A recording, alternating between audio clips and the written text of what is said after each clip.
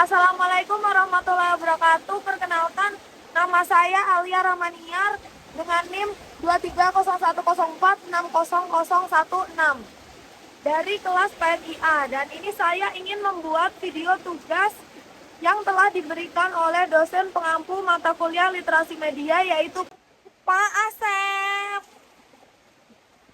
Jadi di sini saya akan membawakan sebuah materi yang saya ambil dari presentasi yang telah dilaksanakan di mata kuliah Asep. Saya mengambil materi diet media. Nah, sebenarnya apa sih itu diet media? Saya bacakan apa katanya. Jadi, diet media itu adalah praktik pengurangan atau pengendalian penggunaan media sosial dengan tujuan untuk meningkatkan kesehatan mental dan kesejahteraan individu. Konsep ini muncul sebagai respon terhadap dampak negatif yang seringkali ditimbulkan oleh paparan berlebihan terhadap konten digital seperti kecemasan, depresi, dan perbandingan sosial yang merugikan.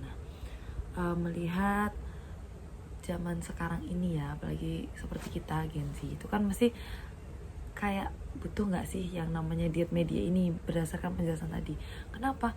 Karena kadang Gen Z itu mudah percaya dengan apa yang beredar di sosial media. Kadang kita juga, ya saya sendiri memang kadang kurang bisa menyaring sebenarnya berita ini tuh benar atau enggak dan lain sebagainya. Jadi saya tidak menyalahkan semua anak muda atau orang-orang zaman sekarang itu seperti itu, tapi kebanyakan seperti itu. Jadi saya rasa di media ini penting ya, kayak menyaring informasi yang masuk ke kita, terus ya mencari informasi tersebut juga kan demi kesehatan mental kita, demi kecemasan yang bisa kita antisipasi di kemudian hari gitu. Terus namanya sebuah konsep, sebuah pengertian itu kan mesti kan ada positif dan juga negatifnya. Nah, dampak positifnya itu ada 3. Yang pertama, meningkatkan kesehatan mental dan emosional. Jadi kita tuh lebih tenang, kita tuh nggak kayak gerusa-gerusu terus kepikiran kayak tadi bener nggak ya beritanya, terus tadi beritanya misal ada bencana alam, sebenarnya bener nggak sih. Dampaknya yang kedua itu meningkatkan produktivitas dan kualitas waktu. Jadi seseorang itu bisa lebih menempatkan prioritasnya berdasarkan kebutuhan masing-masing ya, tentu saja.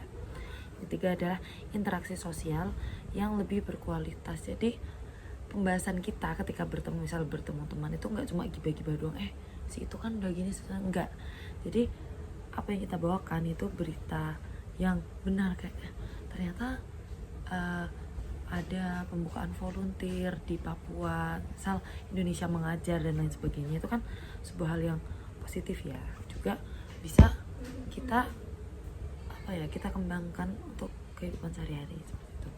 Terus ada juga dampak negatif, di mana ada dampak positif pasti ada dampak negatifnya kan. Dampak negatifnya itu ada 2, 3, 4, 5, ada 5. Yang pertama ada kurangnya informasi dan keterkaitan sosial. Jadi karena kita sibuk untuk mencari yang mana yang benar, yang mana yang fakta, yang aktual, terpercaya dan lain sebagainya, itu kita jadi lupa akan lingkungan di sekitar kita yang harusnya memang kita perhatikan juga. Terus yang kedua ada potensi kebingungan dan misinformasi. Jadi kan berita itu nggak mungkin diterbitkan dari satu penerbit saja, pasti kan ada yang dari ini, ada yang dari ini. Nah, itu gimana cara kita menghubungkan agar tidak terjadi misinformasi. Itu yang ketiga ada rasa keterasingan, saking sibuknya mencari kebenaran yang fakta, yang aktual, terpercaya dan lain sebagainya, kita jadi melalaikan, kita jadi lupa kalau sebenarnya kita tuh tidak hidup di dunia maya, kita hidup di dunia kita yang sekarang, di lingkungan kita, tapi kita suka lupa karena ya tadi mementingkan hal tersebut. Terus yang keempat ada menghambat kesadaran terhadap isu sosial. fokusnya itu nggak ke masalah-masalah yang berada di lingkungannya, tapi malah di tempat yang mungkin jauh dari tempatnya, yang sebenarnya tidak terlalu berdampak pada dia, tapi dia salah memfokuskan, gitu saja. So yang terakhir, ada mempengaruhi perkembangan pribadi dan profesional, seperti itu. Jadi solusinya itu kita harus memahami dulu sumbernya ini terpercaya atau enggak. Jadi kalau misalnya udah terpercaya, ya udah percaya sama itu, dan jangan terlalu fokus pada satu gitu loh. Kayak semoga yang saya sampaikan dapat bermanfaat, kurang lebihnya mohon maaf. Wassalamualaikum warahmatullahi wabarakatuh.